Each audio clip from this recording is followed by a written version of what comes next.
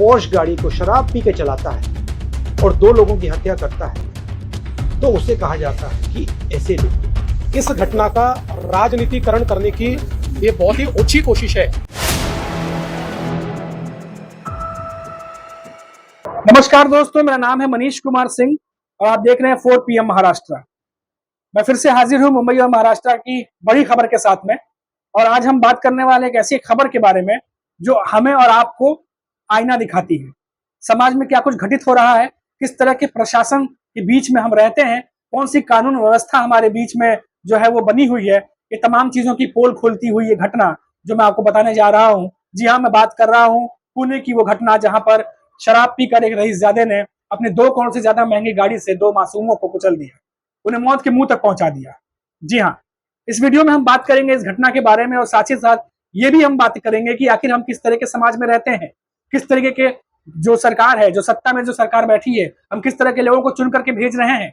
जो कानून व्यवस्था जिसकी दावे सरकार या कानून व्यवस्था खुद करता है, क्या उसकी कोई पोल नहीं खुल रही है? ये तमाम बातों के बारे में हम बात करेंगे और साथ ही साथ इस खबर पर राजनीति कैसे गर्मा गई है, पक्ष और विपक्ष के बीच में जुबानी जंग कैसे शुरू हो गई है, वो सब हम बातें करेंगे। इन सबसे पहले डिटेल से बात करते हैं थोड़ा इस खबर के बारे में जो कि पुणे से आ रही है। दोस्तों, वेदांत अग्रवाल ये नाम जो है अब तक आपने खबर में पढ़ ही लिया होगा, जिनकी उम्र 17 साल 8 महीने जो है वो बताई जा रही है। सीसीटीवी फुटेज भी आपने देख ली होगी जहां पर जो है ये शराब पीते हुए दिखाई देता है।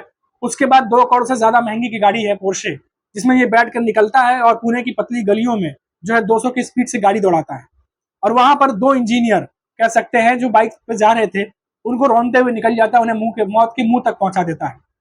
अब आप सोचिए कि इस घटना के बाद क्या होना चाहिए था।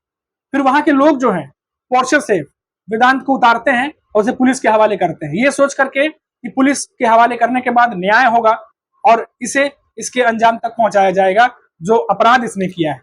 लेकिन होता क्या है, होता यह है कि इसे कोर्ट की तरफ से जुवेनाइल जस्टिस जो है उनकी तरफ से जो है 300 शब्द का निबंध लिखने के लिए दिया जाता है। जिसे सुनने के बाद अब जनता में काफी आक्रोश है। पुणे की जनता भी काफी जो है इसमें इस खबर के बाद गुस्से में है और तमाम न्यूज मीडिया पब्लिकेशन में भी अभी तक आपने ये खबर और ये फैसला सुन लिया होगा। इसके बाद इसके अलावा कहा जाता है कि आप ट्रैफिक पुलिस का काम करेंगे ताकि जो आपको प्रणाली है वो समझ में आ सके तमाम चीजें जो कही गई हैं।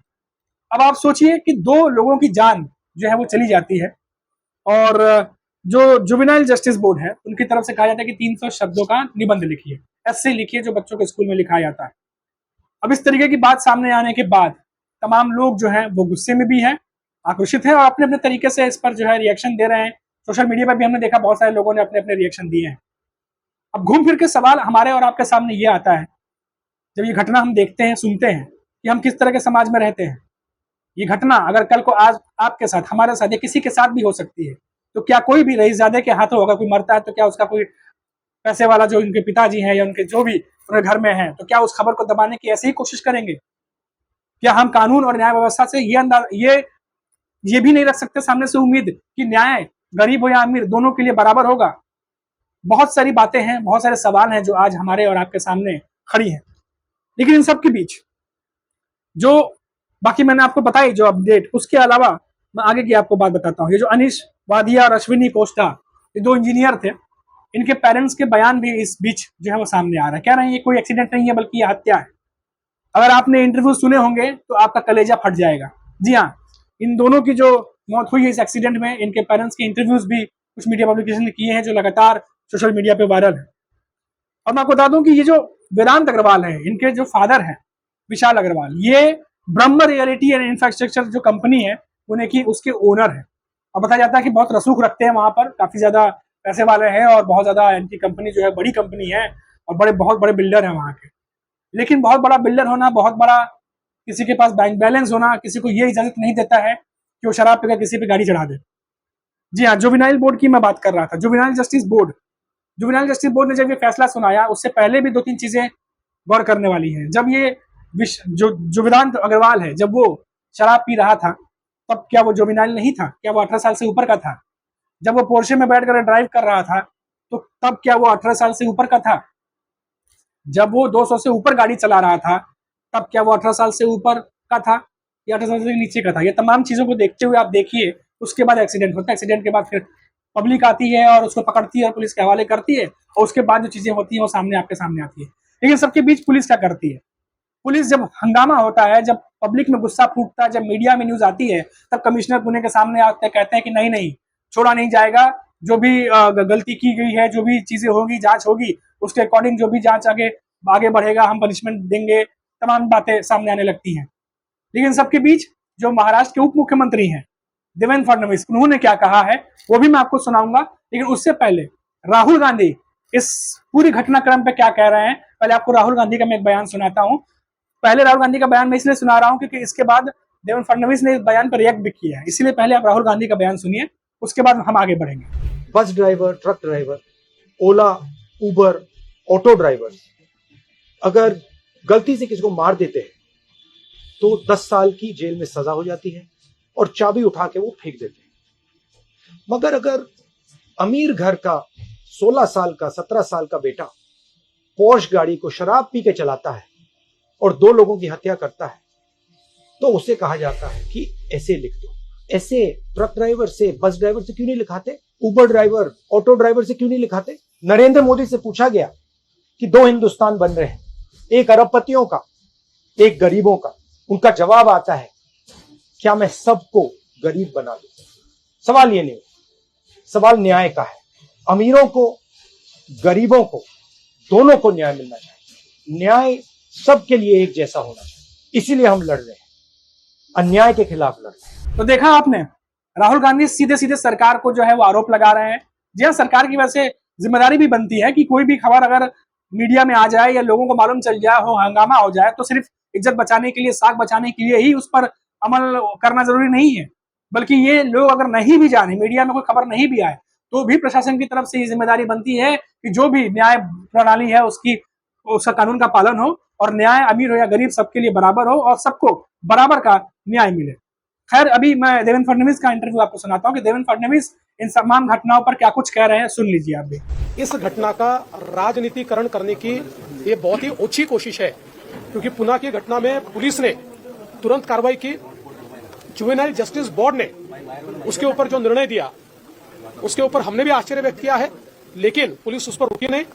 पुलिस ने वापस उस पर अपील दाखिल की और ऊपर के न्यायालय ने उसका कॉग्निजेंस लेकर वापस एक review petition juvenile justice board के सामने चल रही है। जिन्होंने अंडर एज चाइल्ड को शराब दी, ऐसे लोगों को भी अरेस्ट किया गया है। जिस पिता ने गाड़ी दी उसको भी अरेस्ट किया गया है।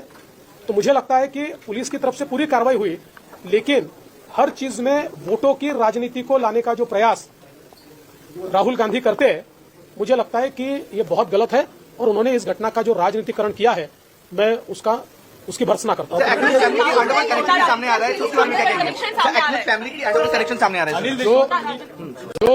जो कनेक्शन हो, अभी पूरी तफ्तीश होगी और सब तरीके से जो भी उनके काम होंगे, कार्रवाइयां होगी, हर चीज के ऊपर पुलिस कार्रवाई करेगी।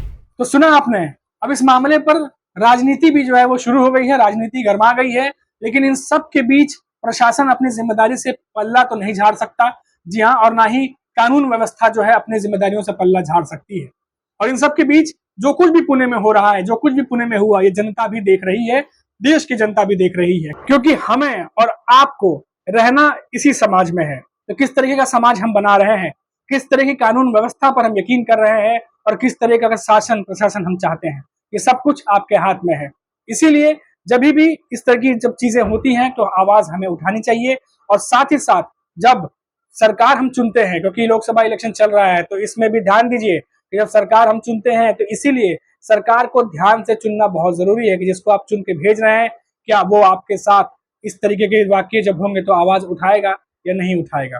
तमाम चीजें हो जाती हैं, क्योंकि ऐसी घटनाओं में ना सिर्फ प्रशासन की जिम्मेदारी बनती है, बल्कि कानून व्यवस्था की भी जिम्मेदारी बनती है कि वो किसी का बिना बोले, या मीडिया में अगर खबर नहीं आ रही तो कोई बात नहीं, लोगों तक बात पहुंच रही तो कोई बात नहीं, लेकिन वो अपनी जिम्मेदारी पूरी ईमानदारी से निभाए। लेकिन इस मामले में तो ऐसा कुछ भी ऐसा होता नहीं दिखा है कि जिस तरीके से चीजें हुई हैं और जिस तरीके से लोगों का गुस्सा है, साफ दिखा रहा है कि लोगों को भी ये जो घटनाक्रम हुआ है ये बिल्कुल भी पसंद नहीं आया है। तो देखना होगा और सोचना होगा आपको और हमें कि हम जो कुछ भी हमारे आसपास होता है, ये घटनाएं समाज की हमें आईना दिखाती हैं।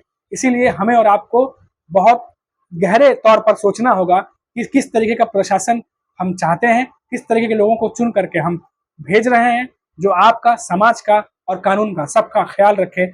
ऐसे ही व्यक्ति को चुनिए, बहुत जरूरी है, क्योंकि इन्हीं सब से जो है एक अच्छे समाज का निर्माण होता है। और जो पुणे में जो घटना हुई है, उसको देख करके तो दिल दहल जाता है।